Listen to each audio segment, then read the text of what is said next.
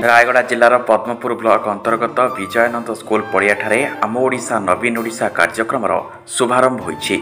यह माननीय मुख्यमंत्री श्री नवीन पट्टनायक करकमल वर्चुअल माध्यम उद्घाटन करिसेंति।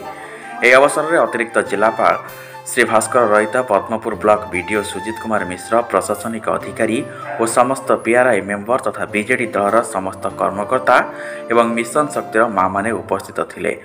माननीय मुख्यमंत्री श्री नवीन पट्टनायक प्रत्येक पंचायत को 50 लाख टंका अनुसार 91 कोटी टंकार प्रकल्प रायगड़ा जिला अनुमोदन करिसेंति।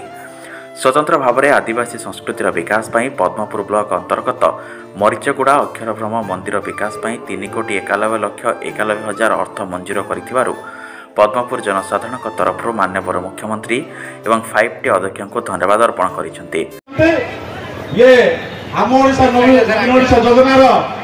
प्रति ग्राम पंचायत को माननीय मुख्यमंत्री जो 50 लाख टंका अनुदान देइचंती सेटा आज आपण मानकर समस्त सम्मुख में अनुमोदन हेबाक जाउछि।